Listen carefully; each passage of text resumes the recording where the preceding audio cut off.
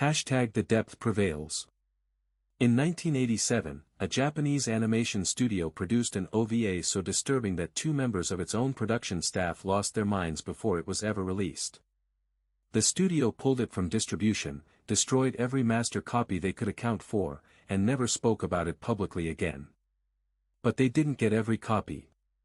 Fragments have been surfacing on obscure file-sharing networks for over a decade now, and when researchers began analyzing the surviving footage frame by frame, they found something embedded in the animation that shouldn't exist. Images rendered using techniques that no one in 1987 had access to. Images that, according to 3 independent analysts, don't appear to have been drawn by human hands. This is the story of The Depth Prevails, and I need to warn you before we begin, I will be describing some of the imagery found in these fragments, but I will not be showing the raw frames in this video. After spending 4 months investigating this, I believe that's the responsible choice. You'll understand why by the end.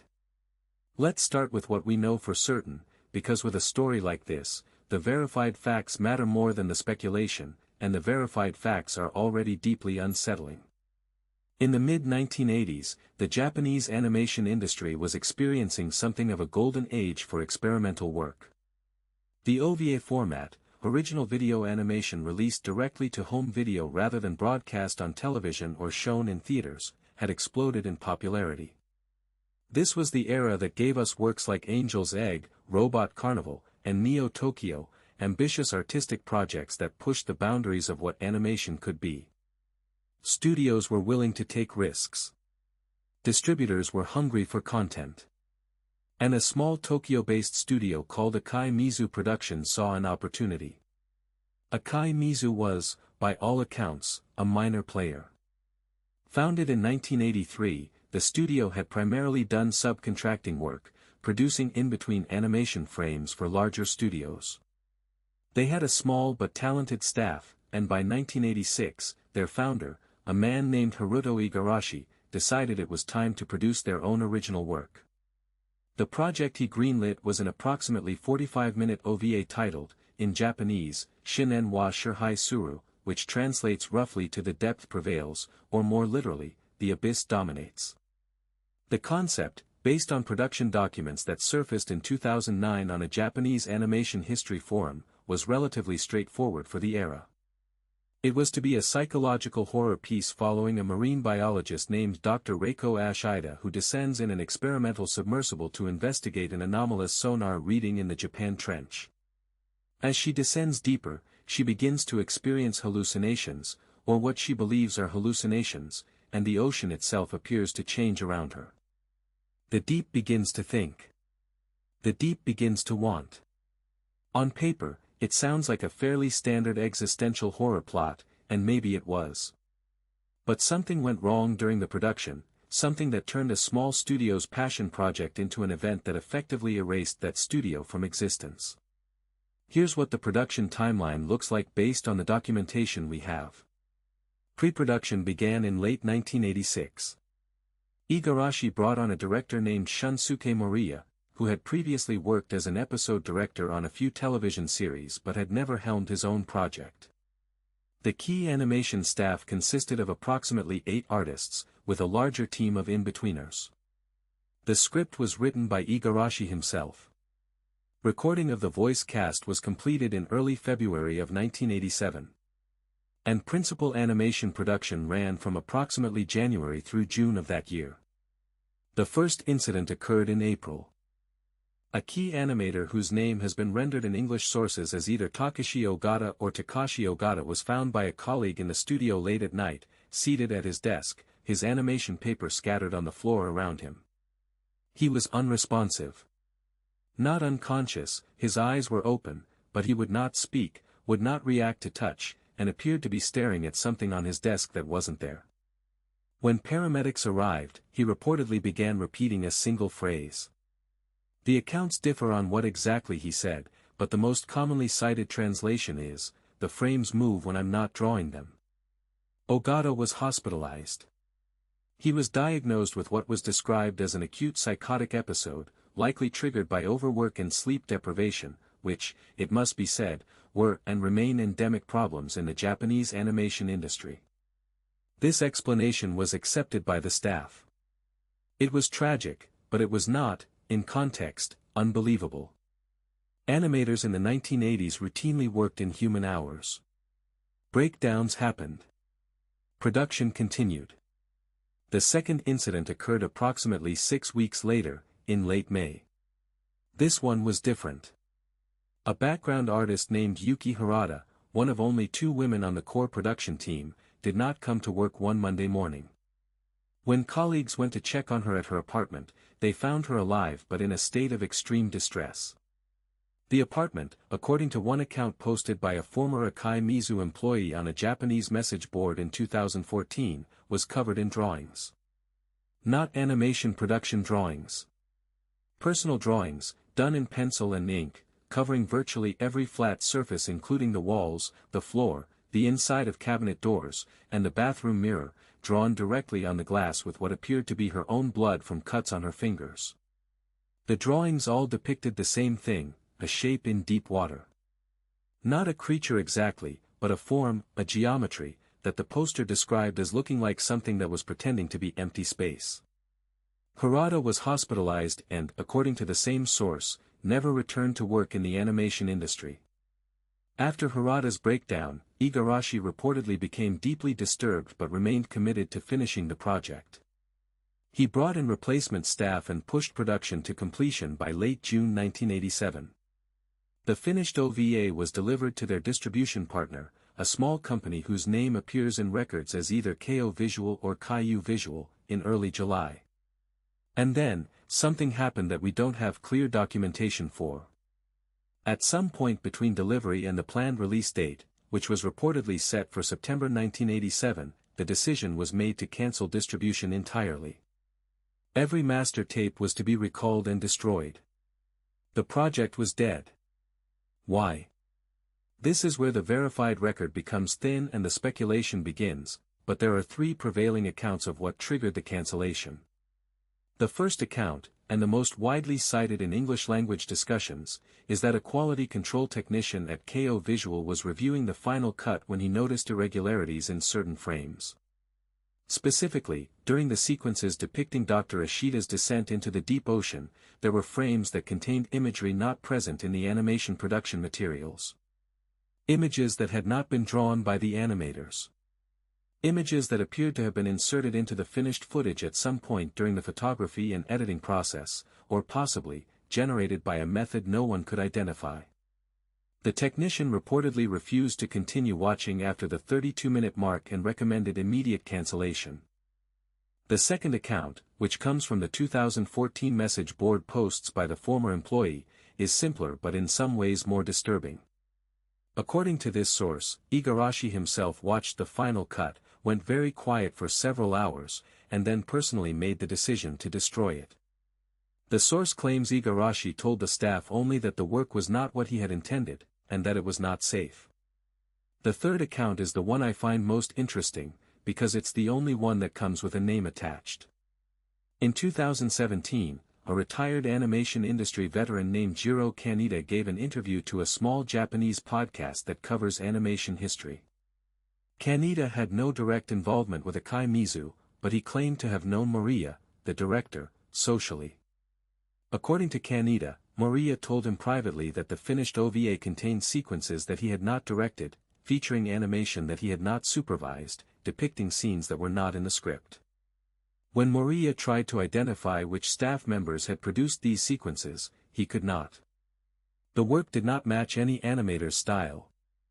The drawings themselves, the physical cells, were in the studio's possession, but no one claimed them, no one recognized them, and the line work exhibited qualities that Moriya described as technically impossible for hand-drawn animation. Kaneda said Moriya never elaborated on what technically impossible meant. But he also said that Moriya refused to discuss the project ever again after that conversation, and that Moriya left the animation industry entirely by 1990. Now, I want to pause here and be very clear about something. We are deep in unverified territory. These accounts are second-hand at best, third-hand more accurately, filtered through anonymous forum posts, a single podcast interview, and decades of elapsed time. It is entirely possible that some or all of these details have been embellished, misremembered, or fabricated. People tell stories. Stories grow. But here's the thing. Something happened at Akai Mizu Productions. That is not in dispute. The studio effectively ceased operations by early 1988. Igarashi never produced another animation project. 2 staff members were hospitalized with severe psychological episodes during production. And The Depth Prevails was never released. These are facts corroborated by multiple independent sources, including Japanese business registration records and industry publications from the period. Whatever happened, it was real enough to destroy a studio. Which brings us to the fragments. Despite the destruction order, copies survived. This is almost inevitable with any physical media product that passes through multiple hands during production and distribution. Work prints, reference copies, screener tapes, incomplete edits, any of these could have escaped the recall. And starting in approximately 2004, pieces of The Depth Prevails began appearing on file-sharing networks. The first confirmed appearance was on a Japanese peer-to-peer network called Winnie, which was popular in the early 2000s. A user uploaded a 7-minute segment of what they claimed was a lost OVA from the 1980s. The video quality was poor, consistent with a VHS source that had been digitized at low resolution.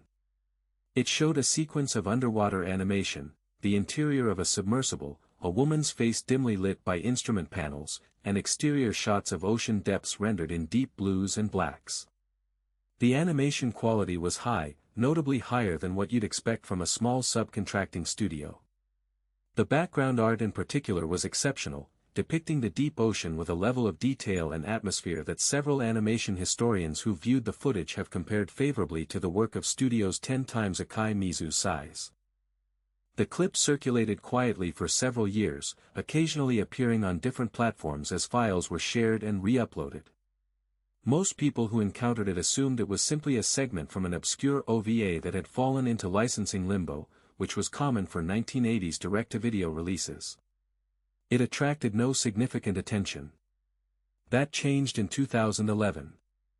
A longer fragment surfaced, this one approximately 19 minutes in length.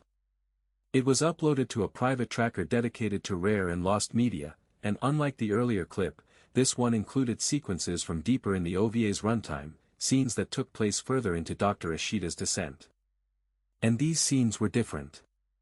A user on the tracker who went by the handle Abyssal Frame posted a detailed analysis of the 19-minute fragment that has since become the foundational document of the investigation into this OVA. Abyssal Frame claimed to be a professional digital compositor with experience in both traditional and digital animation, and their analysis was technically detailed enough that this claim is generally considered credible. According to Abyssal Frame's breakdown, the footage could be divided into 2 distinct categories based on visual characteristics. The first category comprised approximately 70% of the fragment and consisted of high-quality but conventional cell animation from the late 1980s. Beautiful work, atmospheric and skillfully directed, but recognizably of its time and technique. Hand-painted backgrounds, cell overlays, standard camera movements. The second category was something else. Abyssal Frame identified approximately 6 minutes of footage distributed across the 19-minute fragment that exhibited characteristics inconsistent with known animation techniques of the 1987 era. I'm going to list the 5 specific anomalies they identified, because each one raises its own set of questions. First, frame interpolation. Several sequences appeared to contain intermediate frames that smoothed the motion between key poses in ways that suggest computational interpolation, a technique that did not exist in any commercially available form in 1987. The motion was too fluid, too mathematically precise, to be the result of hand-drawn in-betweening. Second, non-repeating noise patterns. In scenes depicting the ocean depths, the visual noise, the grain and texture of deep water, exhibited a complexity that Abyssal Frame described as algorithmically generated. Traditional animation of water used repeating patterns painted on cells. This footage contained detail that never repeated, suggesting either an impossibly labor-intensive hand-painting process or computational generation. Third, depth-dependent color shifting.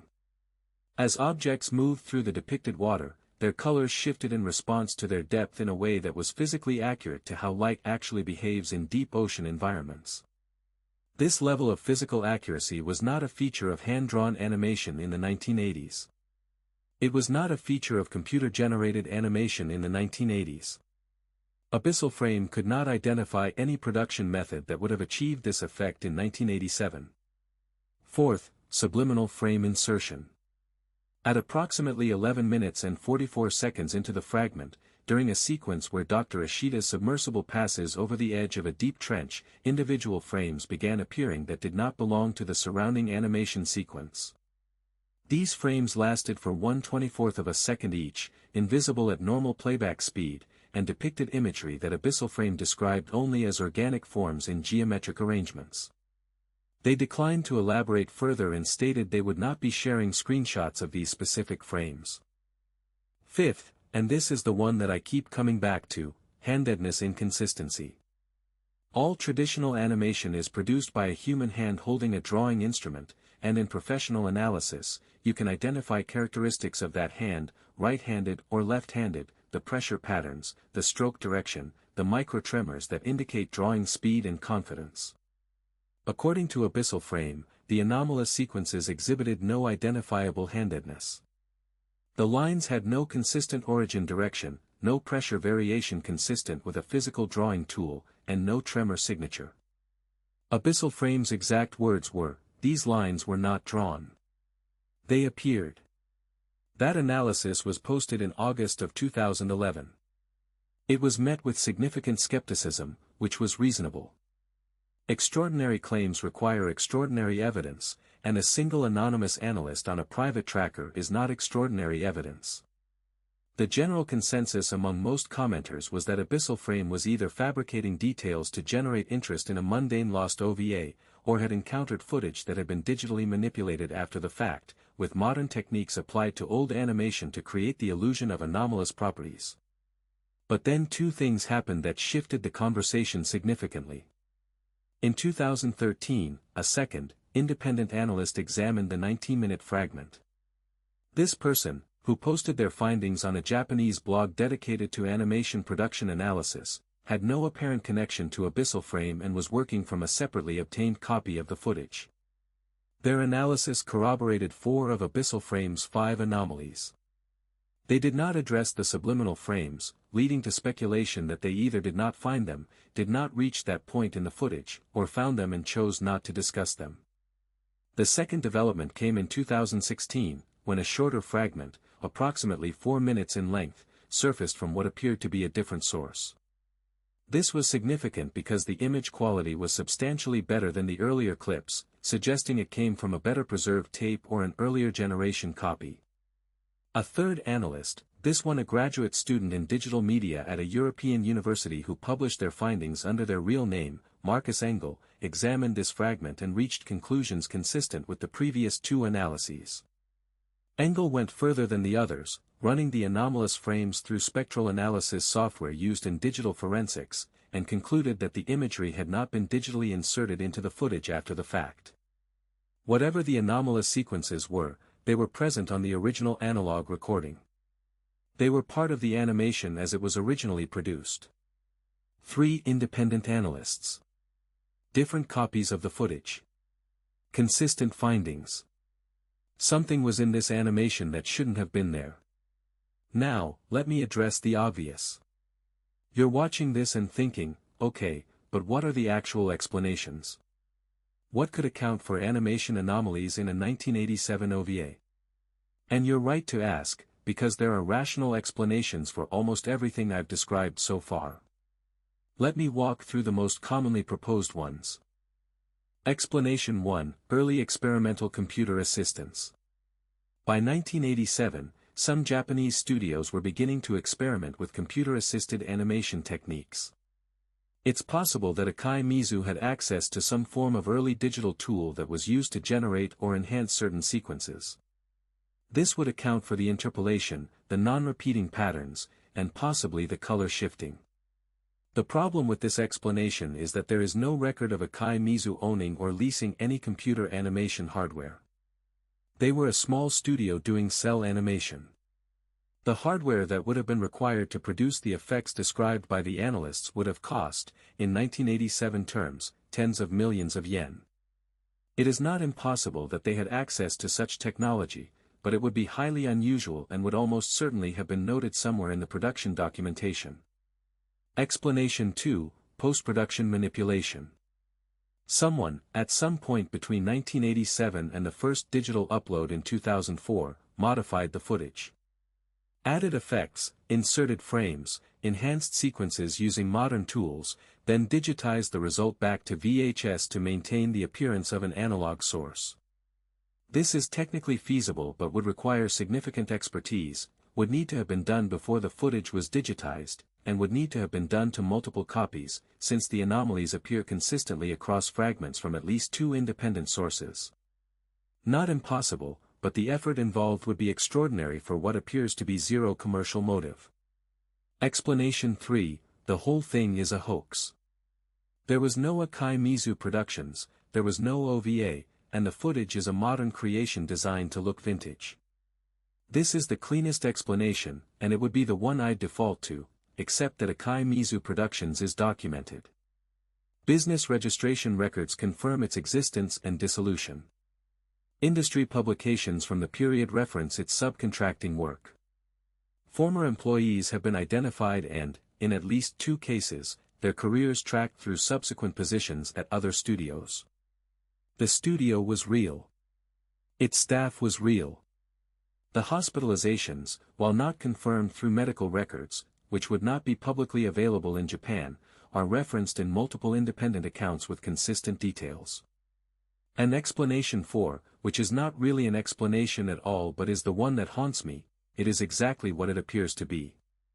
Somehow, through some process that we do not understand and cannot replicate, this animation contains imagery that was not produced by any known method.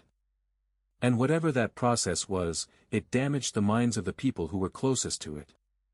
I want to talk about the subliminal frame specifically now, because this is the aspect of the investigation that I've spent the most time on and that I find most troubling.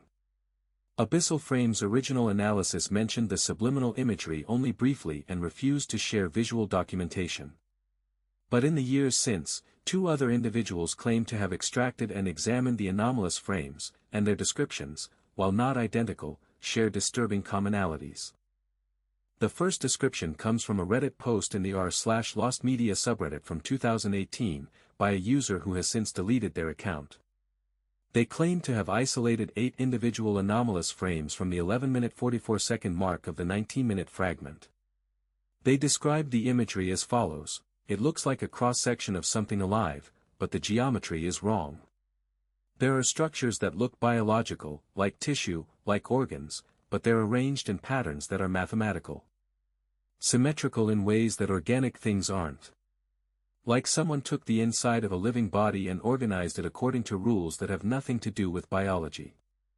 They went on to say, the worst part is the color. Everything is in a palette that shouldn't exist in 1987 cell animation. There are colors in these frames that feel like they don't have names. The second description comes from Marcus Engel's analysis of the 4-minute fragment from 2016.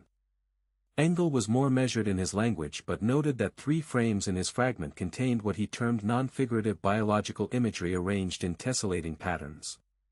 He described the color palette as extremely narrow, limited to wavelengths at the very edge of the visible spectrum, resulting in hues that the human visual system struggles to categorize. He recommended that further analysis be conducted with appropriate ethical oversight, a suggestion that implies he found the content potentially harmful to viewers, though he did not elaborate on why.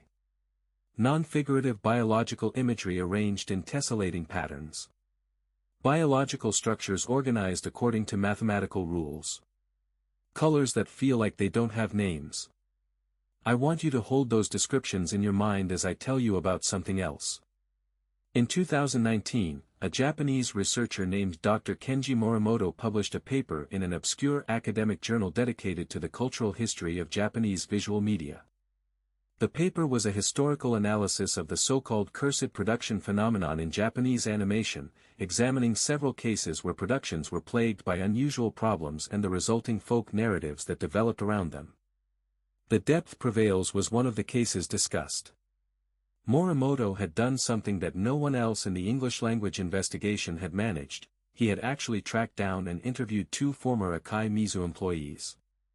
Not Igarashi, who according to Morimoto's research passed away in 2007. Not Maria, who could not be located. But two in-between animators who had worked on the production and were willing to speak anonymously about their experience. Their accounts were consistent with each other and added several details that had not previously been available. First, they confirmed that the production had been unusually disturbing, even by the standards of horror animation. They described a pervasive atmosphere of unease in the studio during the later months of production, a feeling that intensified as the work on the deeper ocean sequences progressed. Second, they confirmed the incidents involving Ogata and Harada, adding that both individuals had been specifically working on sequences set in the deepest part of the animated ocean, the abyssal zone where Dr. Ishida's submersible reaches its maximum depth and the narrative reaches its climax. Third, and this is the detail that fundamentally changed my understanding of this case, they stated that during the final weeks of production, finished animation cells would sometimes appear on desks overnight. Cells that were complete, painted, ready for photography, depicting scenes from the OVA. Cells that no one on staff had drawn. They described these cells as being of exceptional quality, with line work that was preternaturally smooth and colors that seemed to shift depending on the angle at which you held the cell up to the light. The staff assumed initially that these were the work of someone putting in overtime hours, someone who didn't want to take credit. But when Igarashi investigated, he could not identify any staff member who had produced them. The cells depicted imagery consistent with the script, but extended it, elaborated on it in ways that felt, according to one of the interviewees, like something was finishing our sentences. Morimoto noted in his paper that he found this account difficult to evaluate. The interviewees seemed sincere. Their recollections were detailed and mutually consistent. But the claim that finished animation cells materialized without human authorship is, obviously, extraordinary. Morimoto suggested several possible explanations, including collective false memory, deliberate deception by a staff member, and the possibility that Igarashi himself had produced the cells secretly to create an atmosphere that would influence the emotional quality of the work. None of these explanations, Morimoto admitted, were entirely satisfying. Something was finishing our sentences. I keep coming back to that phrase. Let me tell you about the content of the OVA itself, what can be determined from the fragments and the production documentation. The story follows Dr. Reiko Ashida aboard a submersible called the Kayomaru as she descends into the Japan Trench to investigate a sonar anomaly detected by a research vessel. The anomaly is described in the script as a consistent acoustic reflection from a depth that should be empty water, as though something solid exists at a point in the water column where the pressure is too great for any known structure to survive. The first act, which is largely represented in the surviving fragments, establishes Ashida as a meticulous, emotionally reserved scientist. She is alone in the submersible. Communication with the surface ship becomes increasingly unreliable as she descends. The animation during these early sequences is beautiful in a conventional sense, detailed renderings of the submersible's interior, sweeping shots of the ocean that transition gradually from sunlit blue to twilight to absolute darkness, punctuated only by the submersible's lights. The second act, partially represented in the fragments, is where the descent becomes psychological. Ashida begins hearing sounds through the submersible's hull that do not correspond to any known oceanic source. She sees movement outside the viewports that she cannot capture on her instruments. She begins making notes in her logbook that she doesn't remember writing. The animation style in these sequences becomes increasingly distorted, with the clean lines of the first act gradually giving way to more fluid, organic forms. Backgrounds begin to contain patterns that seem to be almost, but not quite, recognizable as something. The third act is the part of the OVA that is almost entirely absent from the surviving fragments. We have only the production documents, the accounts of the former employees, and what may be a few minutes of footage from the 4-minute fragment uploaded in 2016. According to the script, Ashida reaches the source of the sonar anomaly and discovers that it is not a physical object. It is, instead, what the script describes as a place where the ocean is aware of itself. A point in the deep water where some fundamental property of the environment has changed, where the pressure and the darkness and the cold have somehow given rise to a form of perception. Not life as we understand it. Not intelligence as we define it. But an awareness. A vast, diffuse, ancient awareness that has existed in the deep ocean for longer than there have been living things with eyes to see. Ashida attempts to communicate with this awareness and discovers that communication is not quite the right word. The awareness does not exchange information. It incorporates. It extends itself into whatever perceives it. The act of observing it is the act of becoming part of it. And Ashida realizes, too late, that this is what the sonar anomaly was, not a reflection, but a call. Something in the deep detected the instruments listening for it and reflected back a signal designed to bring an observer closer. Because the awareness in the deep needed to be perceived in order to grow. It needed eyes. It needed minds. It needed to be witnessed. The script ends with Ashida still in the submersible, still alive, still conscious, but no longer entirely herself. The final lines of the script describe her hands moving across her logbook, drawing something, over and over, a shape that the script describes as the geometry of being watched by something that has no eyes. Now let me tell you why this story, this fictional narrative written by Haruto Igarashi for a 45-minute direct-to-video animation in 1987, keeps me awake at night. It's not the plot itself. Cosmic horror about entities in the deep ocean is well-trodden territory. Lovecraft was doing it 70 years earlier. It's the convergence. It's the way the fiction and the reality bleed into each other in ways that I can't rationalize away cleanly. Consider the following parallels. In the fiction, the deep awareness extends itself through perception. Those who observe it become part of it. In reality, the people who worked most closely on depicting this awareness, the animators who spent hours and days and weeks staring at their own renderings of it, were the ones who suffered psychological breaks. In the fiction, Ashida finds herself creating drawings she doesn't remember making. In reality, finished animation cells appeared in the studio that no one claimed to have produced. In the fiction, the awareness uses the act of observation as a vector, rewarding attention with incorporation. In reality, the anomalous content in the footage appears specifically in sequences depicting the deepest point of the ocean, the moment when Ashida is looking directly at the thing she should not be looking at. The subliminal frames appear precisely when the character is perceiving the unperceivable. In the fiction, Ashida's logbook fills with a geometry of being watched. In reality, Yuki Harada's apartment was covered in drawings of a shape in deep water that looked like something pretending to be empty space. I want to be clear, I am not suggesting that a fictional deep ocean awareness literally manifested through an animation production. I am not suggesting that the OVA is cursed, or haunted, or a vector for some supernatural influence. I am a researcher, not a mystic. But I am suggesting that the convergence between the narrative content and the real-world events surrounding this production is too precise, too thematically consistent, to be dismissed as coincidence. Something connected these things. Whether that something is an elaborate art project designed from the beginning to blur fiction and reality, or a shared psychological experience triggered by the content of the work itself, or something else entirely, I don't know. I don't know. There are a few more things I need to tell you before we reach the end of this. In 2020, someone on a Discord server dedicated to lost Japanese media claimed to have a complete, or near-complete, copy of The Depth Prevails. They did not upload it. They posted 3 screenshots, each showing a frame from what appeared to be the third act of the OVA, the section that is almost entirely absent from all previously surfaced fragments. The screenshots showed the interior of the submersible, Ashida's face illuminated by something outside the viewport, and a view through the viewport itself showing the ocean depths.